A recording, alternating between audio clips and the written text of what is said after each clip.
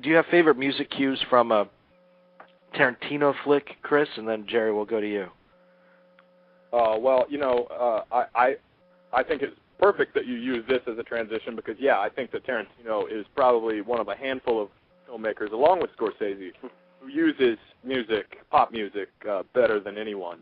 And, yeah, the examples are just too numerous to count. They're in every movie. Yeah. Whether it's Stuck in the Middle with You during the ear-cutting scene in Reservoir Dogs, I mean, that one is kind of hard to forget about. You know, and all the old songs that were stuck in his supercomputer mind, It's not like he got people to write these songs for him. He always uses music that's been around for a long time, and either people forgot about or they just somehow never heard. Like, think about the first time you saw the Pulp Fiction trailer and that Miserlou, that Dick Dale song, which, you know, I'd never heard that song before, but as soon as I heard that, I was like, what the fuck is that? That is a badass guitar riff, like... And it was so exciting, and I still get excited whenever I hear that song, and I associate that song with that movie. That's an interesting thing that he does, is every time he uses one of those music cues, it's so hard to disassociate that music from that point on with his movies. And a perfect example is that guitar music that he used in Kill Bill in the House of Blue Leaves scene when Lucy Liu and her crew, Crazy 88, are walking down the hallway. I mean, that's incredible. That incredible single music. guitar riff. And that's the thing that bothered me so much when Michael Bay used that exact same riff in Transformers when the Camaro comes back, Bumblebee comes back, and he's the brand new Camaro. And he uses that same, you can't reuse a music cue that Tarantino's used because he just impresses on your memory that music cue. And well, you know, there's some music cues for lazy directors. I don't think that, you know, we might have our own opinion on Michael Bay, but I think he has a good work ethic. I don't think he's lazy necessarily, but I think that was a very lazy choice. I think that was extraordinary. No. That's what I'm saying. Because I don't think people realize that piece of music comes from a Japanese Kinji Fukusaka's Battles About Humanity. Hey, you laugh at me now, but they come from the Japanese Godfather, you son of a bitches. So there's that license plate again. Yeah, it comes from that. You know, it comes from that. And look, I'm saying that it's a lazy choice. It is ignorant. I think when a commercial uses it, it's ignorant. But it actually does come. It's very appropriate for Kill Bill because. Okay. Before you guys jumped down my throat earlier, I was actually because I have no desire to go down there. I mean, your esophagus does not interest me. So. I'm here all week, folks. All week. Buy me some wine, I'll be your best fucking friend. Okay. Okay, so I think it was a lazy choice. But there are, with music, there is a tendency to be lazy, and there are songs that spur a recognition that kind of do the work for you.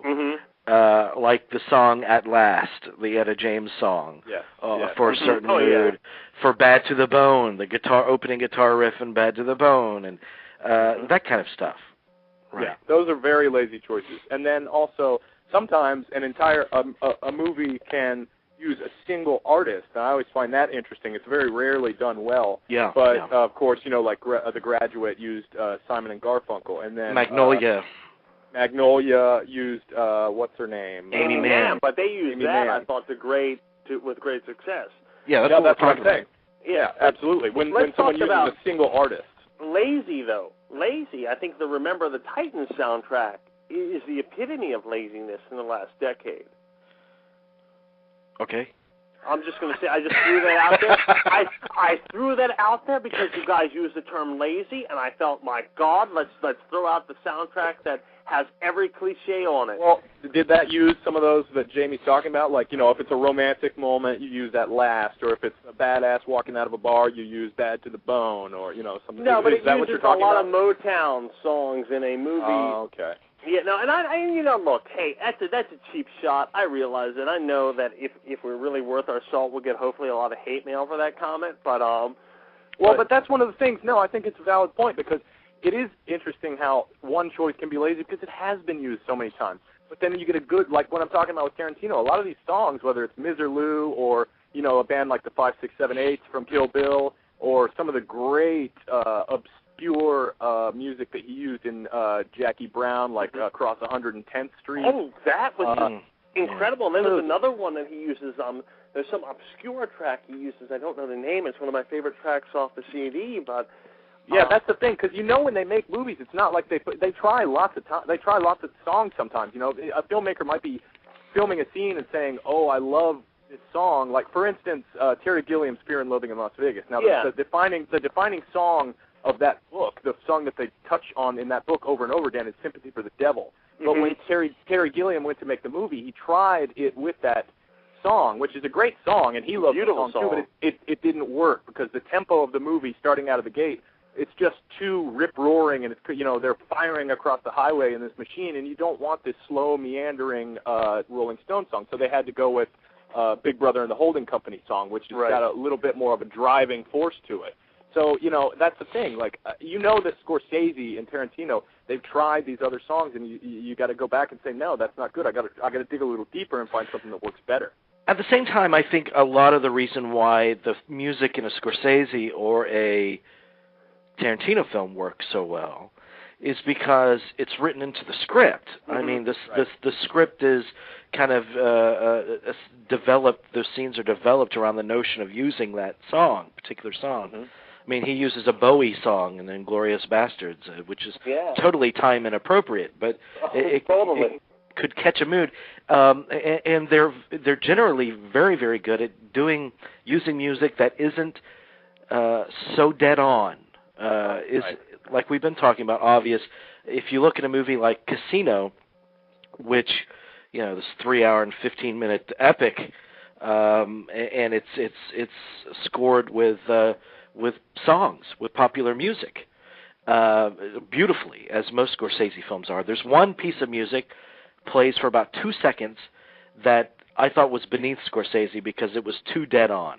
And that's when Sharon Stone runs off with James Woods, and Pesci comes over, and they get in his car in the garage so they won't be overheard by surveillance. He turns on the ignition, and "You Can Go Your Own Way" is playing on the stereo. That's the one moment where I thought, oh, that's a little too dead on.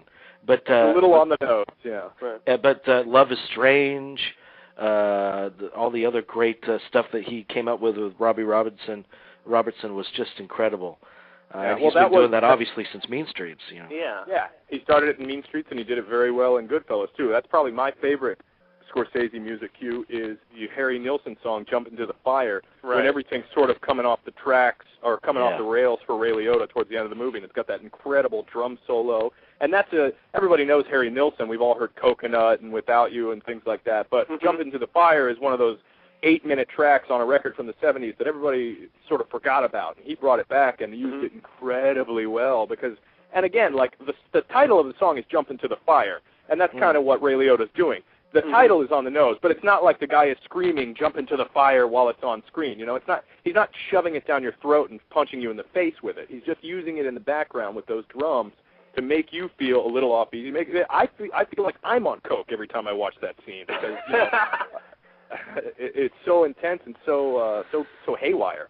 Yeah, amazing use of music, and also he has a tendency, like he uses classical or operettas to score some of his movies too. Scorsese does, even though he'll use a composer for something like The Aviator or something. He goes to Howard Shore quite a bit, but and that's similar in tone to what Kubrick used to do. Kubrick used to always go to the classical over an original composition. Okay. I want to go back to Kill Bill, actually. Kill Bill Volume 2. There's a piece of music that's not on the soundtrack towards the end of the film where she has done the Pai Mei 5-point exploding palm thing or whatever the hell it is, and he asks, "How do I look?" and she says, "Ready." And then there's this beautiful piece of music, must be some Italian with the horns, those horns. And it's not on the soundtrack, but it's a beautiful piece of music. I don't know what it's called. I've looked. I used to research it a while ago, and it stopped. But I just think that's a beautiful piece of music. And sadly, it's not on the soundtrack. No, but that's. And we should mention that one of the heirs to. We talk about Scorsese and Tarantino, but another one of the great heirs, not only in filmmaking wise, but in use of pop music, is P.T. Anderson. Yeah, of course. Of course, not with his last movie, and not with Punch Drunk Love either. Although there was a little bit of pop music in that, but with Boogie Nights and with Magnolia, he really, especially Boogie Nights. Like some of those songs were, of course, they're of the age and they're a little bit disco, but they're sort of interwoven into the story very, very well and very, very seamlessly. Right. So much so that and they're definite, if not homages, which could be a little limiting to say that it's an homage to this. It's just part of their DNA. It's how they conceive of movies because they grew up on the Scorseses, you know. But you know, if you think about the Sister Christian, the Night Ranger in Boogie Nights. If you think what was the '80s song playing when the '80s came around and William H. Macy ended the party with killing himself? What was that song? Oh God, I don't know. I don't know. Something like that. I like that, whatever it is, even though I can't remember it. Yeah, well, the Sister Christian thing is a good point because that scene is, you know, I mean, that's one of the most intense scenes in the last, 15 years in movies. And if you were making that movie, would that be, when we talk about lazy choices, is that the scene? Is that the song that you would pick? I mean, that's not a tense song. It's like, it's like I don't even know what the hell that song's about. If it's a love story or what. But that's not the song that you would immediately jump to score for that scene. Yeah, exactly. Somehow he used that song, and the way he used it, and the way he had the Albert, what's his last name? Molina, Alfred Molina. Alfred Molina singing the song and sort of doing the piano and talking about his mixtape while that song is blaring. It works really, really well. And the firecrackers. Adds to the tension. And then it cuts into Jesse by Rick Springfield in that scene. That's also, right. Which is another one that would not be the first choice, but it works for that character. That's something that's a very important point. A lot of times, and it happens with your choices as an actor too, a lot of times when you make counterpoint kind of choices, the effect is even more profound. Mm-hmm. And he knows how to do it, particularly in those scenes. Actually, Miss Movie in the chat room brought up the director I was going to bring up next, which was Cameron Crowe. If you think about someone that definitely devises his scripts around certain song choices, never more profoundly than in Almost Famous, of course. Cameron Crowe's the one. Even in the movie that doesn't work from him, the whatever that monstrosity with Susan Sarandon was. What was that called? Elizabethtown? Yes. Did you think it was really a monstrosity, though? I thought it was pretty borderline pretentious, embarrassing. But there's one just incredible scene where you feel like he is at most himself in that road trip where she makes the mixtape for him. Oh, that's the money shot of the whole film. Those are the moments I fell in love with the movie. Yeah. And that's true with singles as well. I mean, he has this thing of when it comes to music, contemporary music, he's incredible. I don't put that past him. He's very good when it comes to that. I do want to mention, we were talking earlier about when they use a single artist or a movie to sort of define that movie. I think Juno did it really well last year with the Moldy Peaches and also Kimya Dawson, who's a member of the Moldy Peaches. And that wasn't exclusively their music, but their music was predominant in the soundtrack of the movie, and they kept going back to it and sort of defined that Juno character. You know who was originally signed on to direct Juno? Who's that? Brad Silberling, and he'll be on the show Wednesday. Thank you. Wow, that's a great segue, Jamie. That's interesting. I'm the king of segues, man. So yeah, and of course we've talked about it ad nauseum on the show.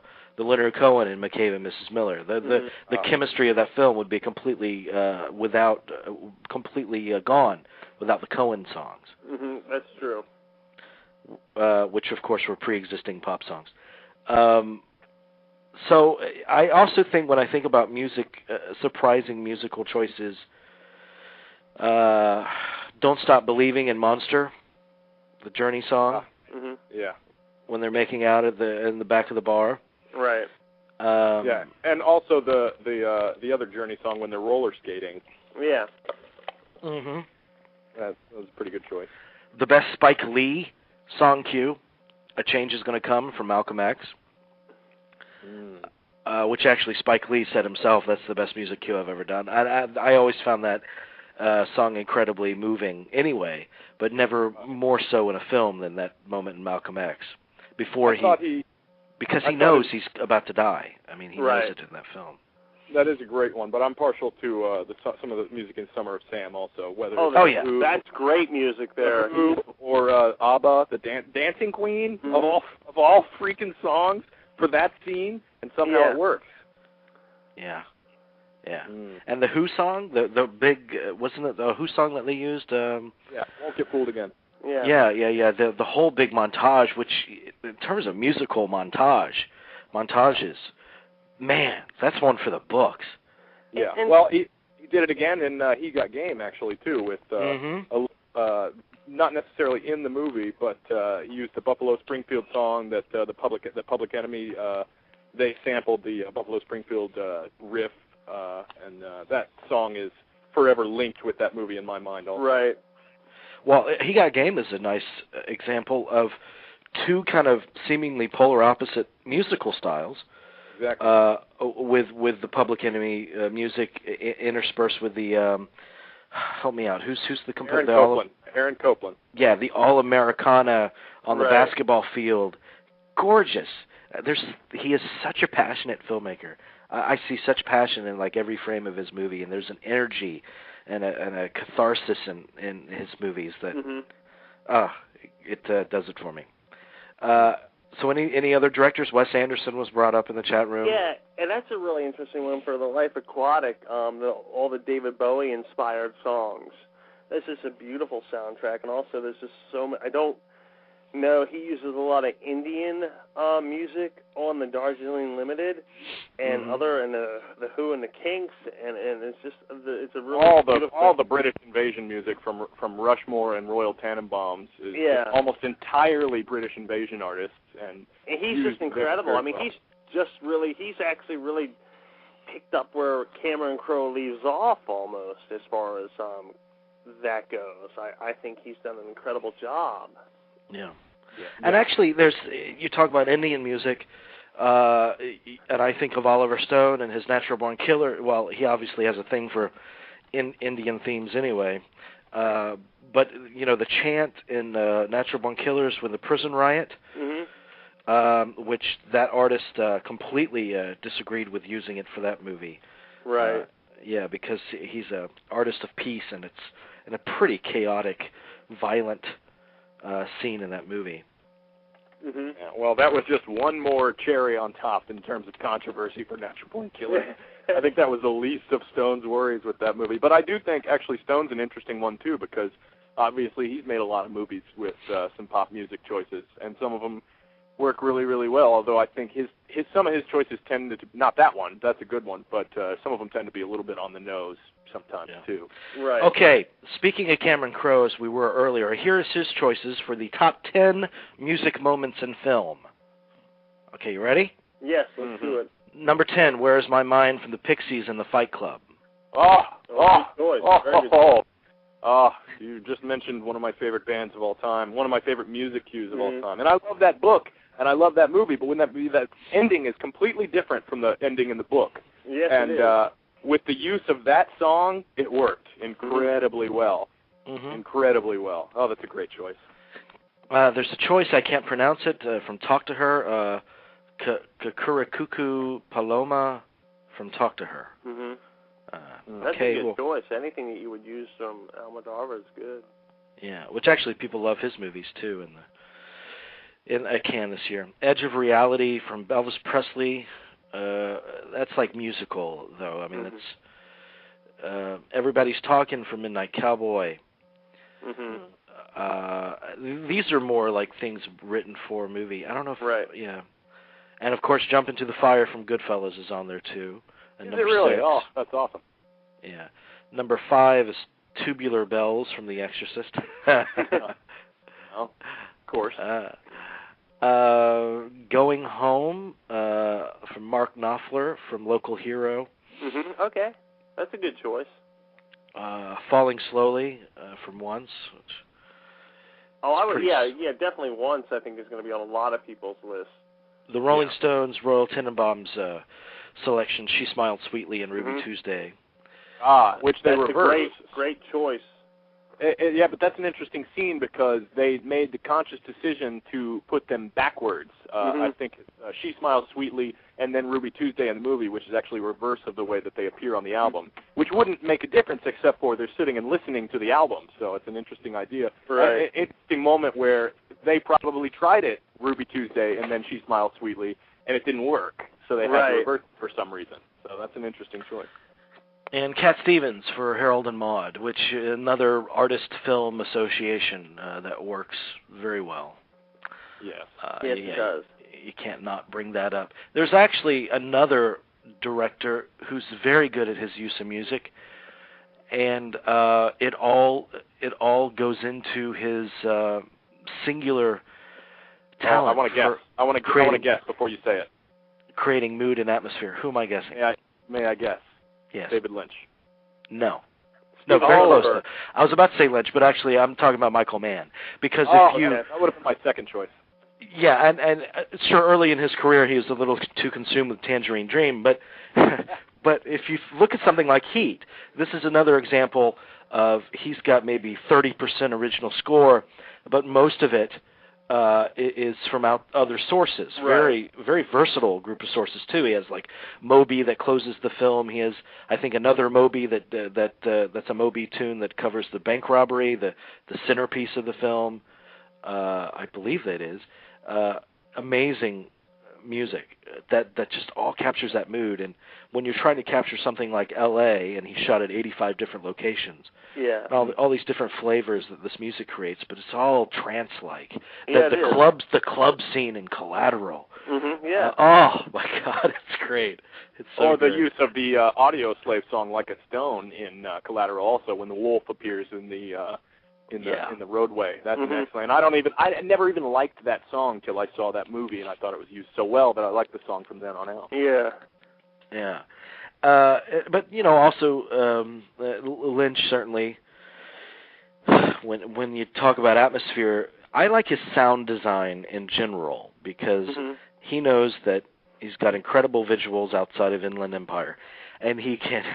His sound will do as much work for him as anything else will. If you look at Fire Walk With Me, the sound design itself is just incredible. Oh, that bar scene is one of the great uses of. I mean, there's no lyrics. There's just that like driving blues sound in that scene. So loud that they had to put subtitles on the characters because he was not willing to turn the music down so you could hear what the characters are saying because the music works so damn well. Yeah, very impressive. There's also let's see, he put some more choices here. Cameron Crowe did. Didn't I Blow Your Mind This Time from the Delphonics and Jackie Brown. That's a great tune. Yeah. And that song in that movie turns out to be kind of a plot point, too, because the Robert Forster character goes looking for the tape, and then he's listening to it over and over again, and the music keeps coming up. But that's the great thing about, like Cameron Crowe, but also about Tarantino, is he mentions these bands, he mentions it in the movie, and you're so curious that you want to go out and, actually seek out the music beyond the soundtrack. Yeah. Well, Reservoir Dogs is a prime example of that. Yeah. I mean, it's not only... all the music cues in the movie are tied together by, Kay Billy's Super Sounds of the 70s, the Stephen Wright DJ character. It's not just songs that work for the movie. This is the station that all these characters have been listening to, and we know that. We heard them talking about it at the beginning of the movie. Yeah. This is what they're all listening to, whether they're in there listening to it at that moment or whether it's Chris Penn driving around in his car listening to it. You know that they're all listening to these same songs at the same moment. Chris Penn was probably listening to Stuck in the Middle with You while he was driving over there at the same time that Mr. Blonde was cutting off Marvin Nash's ears.